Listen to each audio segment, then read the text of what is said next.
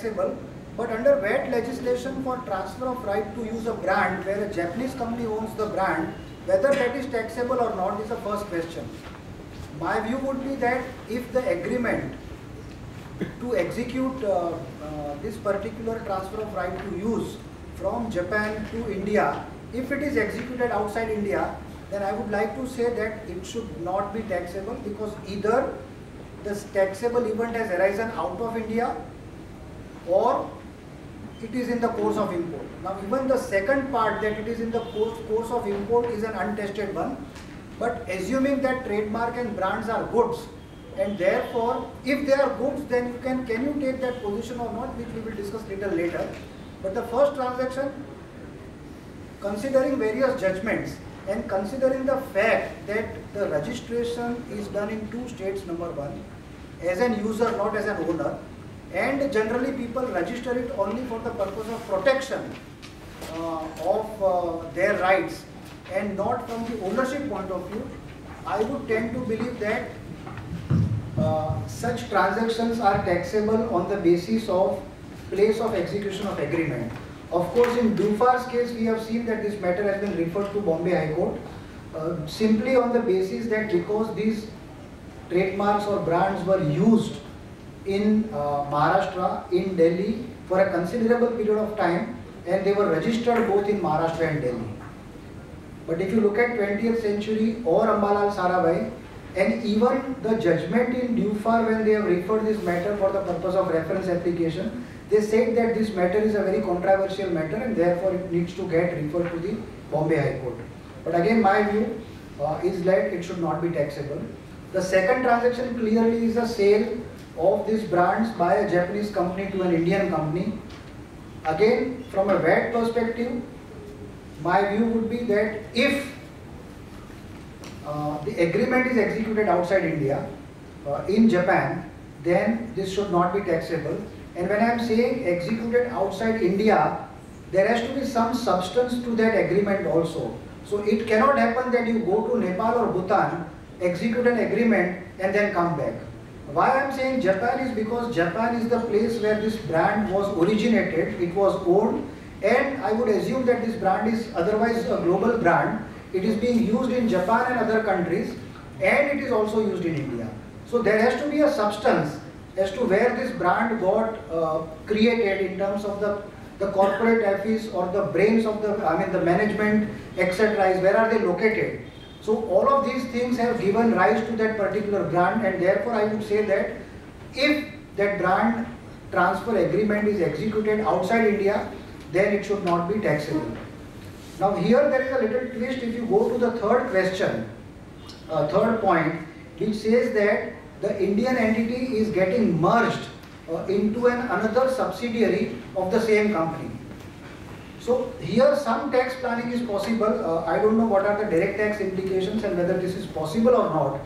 But if eventually the idea is to merge the existing brand, existing company which is using the brand into another subsidiary, then why not sell that brand from Japanese company to another subsidiary company, so that at least you are saying that that particular transaction is an independent transaction and not with the same existing company, and therefore for all practical purposes it strengthens my argument that VAT should not be applicable because that agreement is executed outside India.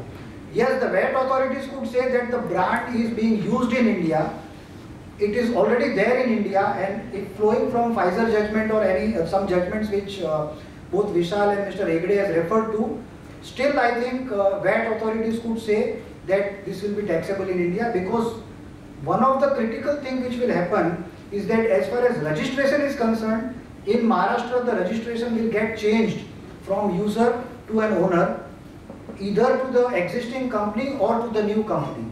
But it is bound to attract attention of VAT authorities, and we will have to wait for Bombay High Court judgment to show some light on this particular transaction. And the last one is when there is a share sale agreement. I don't think it has got any VAT implications. What is important is, again here the structuring of transaction is important because there is something called goodwill. So goodwill in the normal course is an intangible liable to VAT. So this transaction will have to be structured as a pure share purchase and sale transaction, or it is a slump sale transaction, or it is a transaction where it is sale of business as a going concern. Otherwise, the goodwill get taxed as for the purpose of VAT, and the most unfortunate part is that that VAT paid on goodwill is not available as a credit, and therefore it becomes a cost of this entire transaction. This is as far as VAT is concerned. As far as service tax is concerned, I think service tax on the first transaction, the transfer of right, I think if it is executed prior to the date on which the provision for taxing the intellectual property under a temporary transfer of right to use has come in, you can safely take a position on the same premise that the transfer actually took place prior, and therefore that entire transaction is not taxable. The whole point is that if you are making royalty payments or payments on a year-to-year basis, then from the year in which it has become taxable, the authorities could say that yes, for the purpose of service tax, that will be taxable from that particular year onwards. But I still hold a view that if the agreement is executed prior to the date of this becoming taxable, then you can take a position that this is not taxable, because the transfer has actually taken place at that point in time. The year-to-year royalty which you are receiving is only for the purpose of adjustment or payment of consideration. So the taxable event has already taken place earlier. Coming back to the second transaction, it seems to be a pure sale transaction. Even if it is exclusively or only for India, I would still feel, because Japanese company, otherwise I would presume, continues to own the brand for rest of the world, but still it is an exclusive sale agreement for Indian entities, and therefore it is still a pure sale, and therefore it should not be liable to VAT. I mean, it should not be liable to service tax. As far as goodwill is concerned, again I said, if it is a slump sale transaction or a pure sale purchase transaction, then it should not attract any service tax also. So yes, it is an evolving law, but I still feel basis these judgments, it's a more or less a settled position. The important part is again a documentation part, I think. The last one point which I would like to touch is the customs part.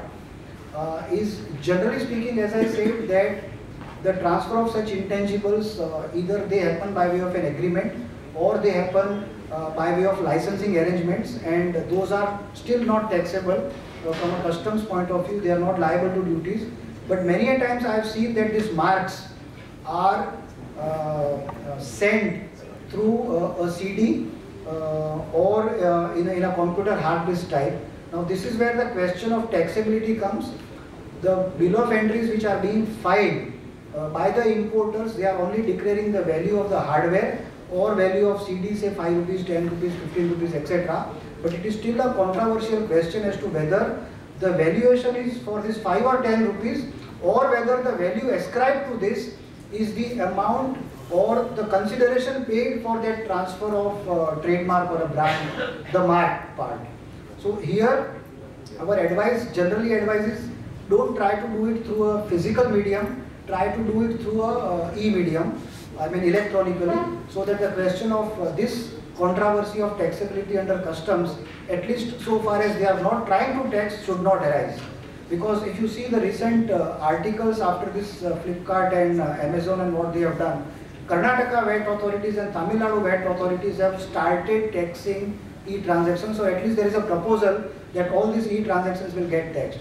How they will get taxed and in what manner and who will pay the tax, it's still unknown. But the logic can immediately be extended for the purpose of customs also, that all these e-transactions which are not in the nature of service and which are deemed to be goods, so all these intangible properties could become taxable even if they are coming through an electronic media. That's all I have to say. I'll give it to Parin.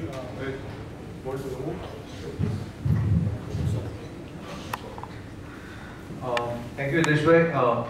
I'm going to lead on some thoughts which I have, and at the cost of repetition also touch upon some of the areas which Hitesh has already touched on. Now let's first look at the brand. The brand under common law is covered by the Trademarks Act. And under the Trademarks Act, there are two specific provisions which we need to look at. One is section 37, which talks about assignment of a trademark. And this section provides that a trademark can be assigned by an agreement in writing. There's another section, section 48, and that talks about registered user of a trademark. And it says that any person who is a proprietor or registered proprietor can allow someone else to use it, in which case the user can go and register that trademark as in the capacity of a registered user. Now, looking at these two provisions, we really, and in respect of any transaction related to a trademark or a brand, we always want to try and find out what is the nature of the transaction. Is it a sale? Is it a lease? Is it a license? We typically say that whenever there is a transaction of assignment as envisaged under the Trademarks Act, under section 37, we usually say it's a transaction of sale. The minute it is a transaction of sale, we say the service tax law has no application, we only need to look at the VAT law. And then of course, when there is a transaction involving a registered user, we always then try to determine or decipher whether it is a transaction of lease or license. And if it is a transaction of lease, it is VAT. If it is a license, it should be subjected to service tax. And there we apply the principles laid down by the Supreme Court in the case of BSNL, where the Supreme Court said in the case of transaction of lease, it should be an exclusive transaction, that is, it should be an exclusive right granted to the exclusion of everyone else, not even the proprietor or the owner. Then it is a transaction of lease, and therefore otherwise it becomes a mere license, the principle laid down by the Supreme Court in BSNL. Now let me just touch upon some of the peripheral aspects of it. For every such transaction, we really have to find out 2 or 3 aspects. One, what is the situs of the transaction, or where is this transaction deemed to have taken place? Second, if a transaction is deemed to have taken place in one particular location, can there be a transaction which can be said to be an interstate transaction or import or an export transaction, saying that there is actually a movement of an intangible from one state to the other? And these are the 2 critical areas, aspects which we need to look at. Now, I just want to quickly run through some precedences which we have on this and some case laws we have. So far as the sale of a trademark is concerned, Hitesh Bhai said that we look at Ambalal Sarabhai. Ambalal Sarabhai is a Gujarat High Court decision which said that in the case of a sale of a trademark, that sale takes place where the agreement is executed. And I completely agree with him that in the case of an intangible, the only thing needs to be done is to sign an agreement. That's the location of the sale. The same thing was actually being also argued in the case of Dufar. Dufar was sale of Crocin brand by Dufar Interfran India to Smithline Beecham UK, where the agreement was signed in London. I was unfortunately the person who argued this before the tribunal, and it is a classic case where it is a discrimination on the part of the tribunal, if I may say. There the tribunal said that the trademark is registered in India, and therefore, even though you sign an agreement in London, it is a transaction in India, you need to pay tax. The same issue was there in the case of Thumbs Up, where Parle Products sold the Parle brands to Coca-Cola by an agreement signed in Atlanta. It was supposed to have been argued by me. I was not there. Therefore, my colleague argued it, and the tribunal gave it in his favor to say it is not taxable in India. Now, I have no idea why the tribunal said that. Anyway, as Hitesh said, both the matters are now gone to the High Court for a decision that should you go by the registration or should you go by the place of the agreement. So effectively today we have 2 contradictory decisions of the tribunal in Mumbai on this point. But my strong view is that it should be only by the place of agreement, because you cannot simply say that the trademark has to be taxed in India only because it is registered in India. And let me give you an example here also. Here was a Crocin brand in this example, where the head office of the company, if I remember correctly at the relevant time, was in Gujarat. And that entity had to register it with the Registrar of Trademarks, and Registrar of Trademarks, as you know, has 4 regional offices. Therefore, I have to register it with the registrar in Mumbai. I may be using the trademark all over India, but now you are saying that just because I am registered in Mumbai, I have to pay tax in Maharashtra. Take another example. You have a business which is a regional business only in Madhya Pradesh, but since, or say only in Goa, but since you want to register your trademark, you have to come to the registrar of trademark in Mumbai and register the trademark here. You may not do the business anywhere else but in Goa. Say you have a hotel and you enter into an agreement to sell the trademark in Goa. Do you mean to say that just because it was registered in Maharashtra with the Registrar of Trademarks in Mumbai, I need to pay tax in Maharashtra? Answer is no. Do you mean to say that Crocin was not used across India? Answer is no, it was used across India. So a trademark as an intangible is omnipresent. It's present all over the world, not even a country. And you cannot really then try and identify a location of a trademark. It only goes with the person, if it's an individual, or with the authorized signatory in the case of a company, and wherever the agreement is signed is the place where the transaction takes place. Now, you also apply the principles laid down by the Supreme Court in 20th century, where in the case of transfer of the right to use, the Supreme Court said the situs will be the place where the agreement is signed. The same principles will also apply to transactions in respect of IPR. So that is the first point which I wanted to make. The second is in respect of whether there can be a transaction of import or export on an interstate. To my mind, I believe there cannot be a transaction of import, export or interstate. Now here we have a brilliant interpretation by the Commissioner in Maharashtra. As early as in 1988, in the context of import licenses, they have given a clarification, and subsequently in 2007, in the context of copyrights, they have given interpretations to say that when a person sitting in Mumbai enters into an agreement with any party outside the state, it is an interstate transaction. So because that intangible is deemed to be moving from the seller to the buyer.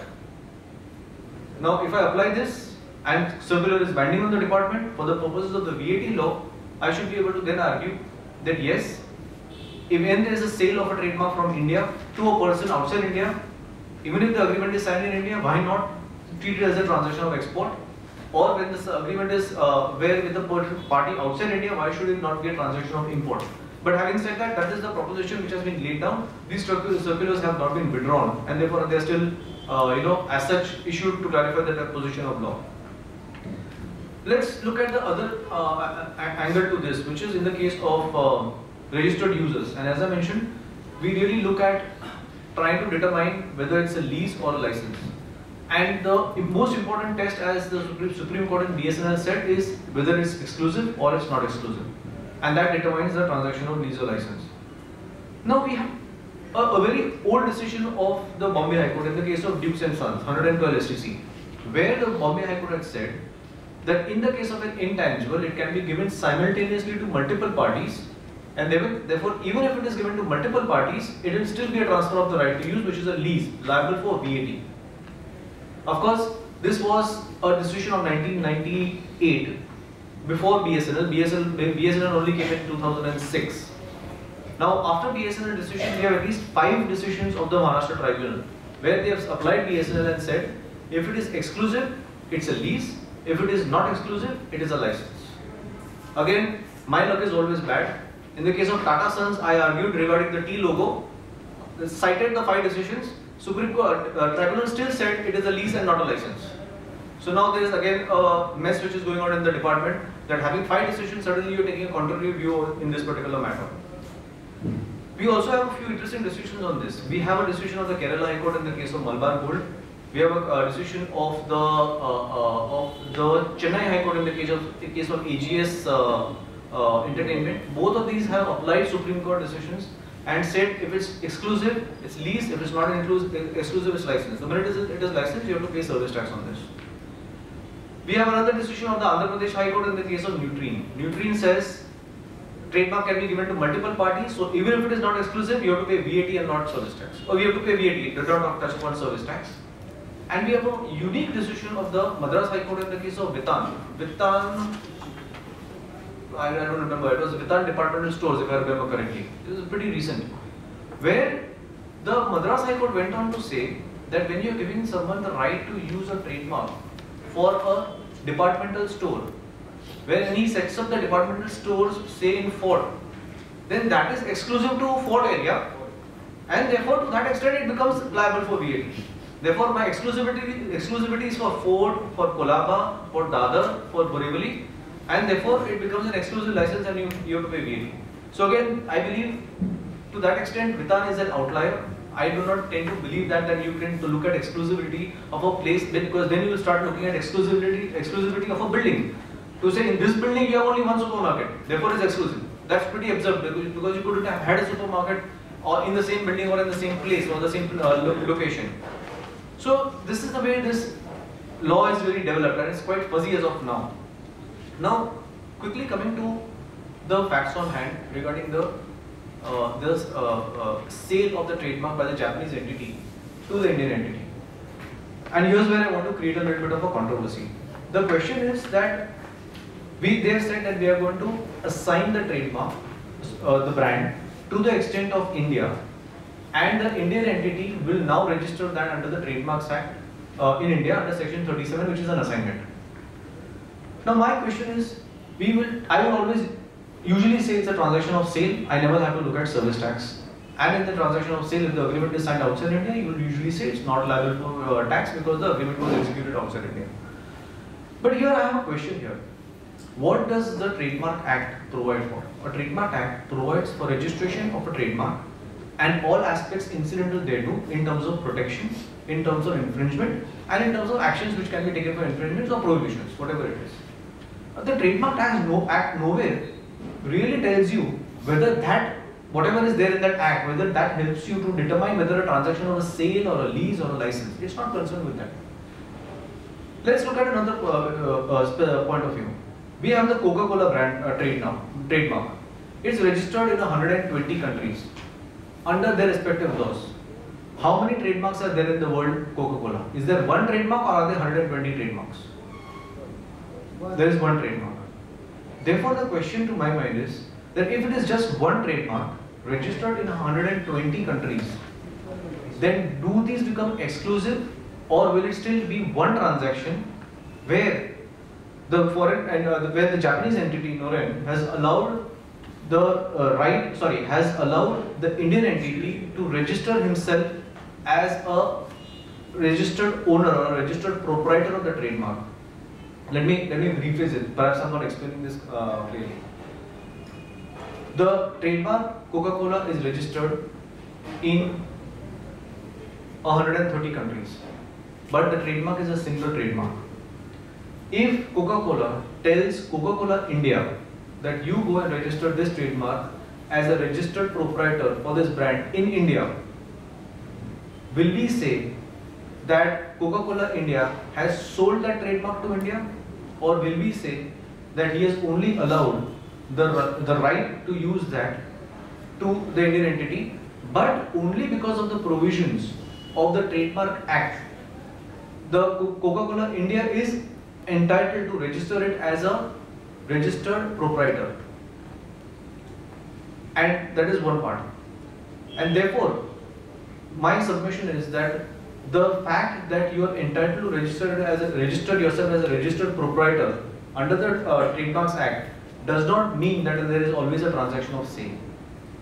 At the same time, Coca-Cola India is continuing to use this trademark all over the world except India.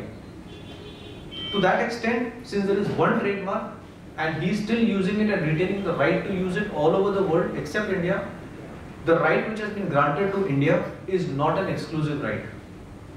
It is not non-exclusive, though it is exclusive to the extent of the Indian territory, but trademark being omnipresent, being a single asset all over the world, it is not exclusive when you take the world as a whole. And then Supreme Court has never said exclusivity means only in India, not outside India. Exclusivity means exclusivity across the world. Therefore, the submission which I am making here is that when the Japanese entity Noren assigns this trademark to the extent of the Indian territory to Pratishtha, and Pratishtha registers this as a registered proprietor, it is still, to my mind, a non-exclusive license which has been granted. Though under the Trademarks Act you are entitled to register as a registered proprietor, it is still non-exclusive, and therefore it should not be covered under the provisions of the VAT law. You will have to only look at the provisions of the service tax law. Having looked at the provisions of the service tax law, and if you are convinced by this particular proposition, then under the service tax law you can have a potential liability for payment of service tax under the reverse charge mechanism, because then you would be the recipient of the service applying the place of provision of services rules. So I'm just trying to look at this slightly differently. to say the non-exclusivity is not for the territory, the exclusivity has to be across the world, most importantly for the purposes of the IPR laws. Of course, one caveat to this, if you agree with what Bitan is saying, your departmental stores in a particular location and therefore exclusive, then you may be able to apply this to say it was a sale to the extent of India and therefore it's a transaction of sale and not a transaction of a license or a lease. But to my mind, that is not the correct proposition of law, because we have to bear in mind that asset is only a single asset. It cannot be split into different, so to the extent of a trademark, it cannot be split into 120 or 130 assets because you register it in 130 countries. It is still a single asset. And when Noreen gives this right to Pratishtha, Noreen obviously will say that although I am assigning this right for India, there will be restrictions on what Pratishtha can do. Pratishtha cannot do anything which will damage the reputation globally. Coca-Cola cannot do anything to this particular trademark which damages this reputation of Coca-Cola worldwide. Therefore, although they have given him the assignment under an assignment deed or an assignment agreement, there are restrictions on how Coca-Cola India or Pratishtha in this example are going to deal with the trademarks, how they are going to use the trademarks, and therefore this has to be treated or appropriately looked at as a transaction of a license attracting service tax. And tomorrow the registration office is shifted from Bombay to say Ahmedabad. Will your answer change?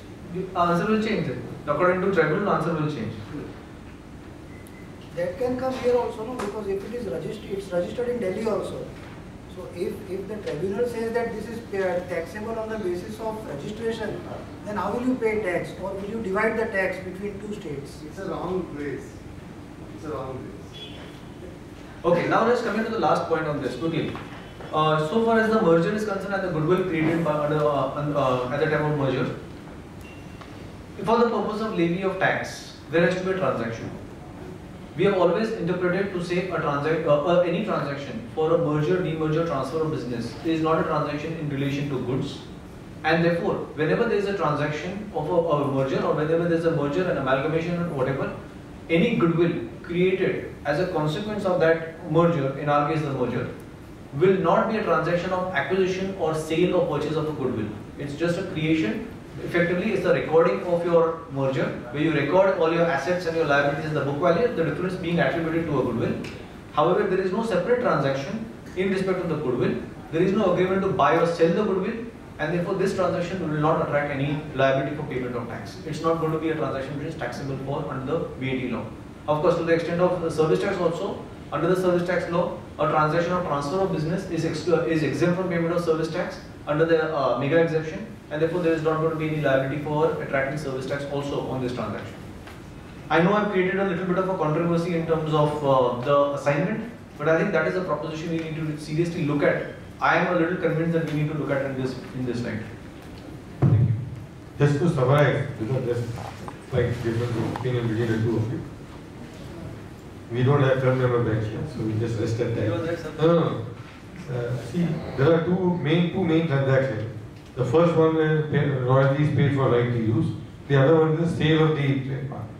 I'll come to the sale of trademark. You are saying only VAT would be applicable. I was signed abroad, not land.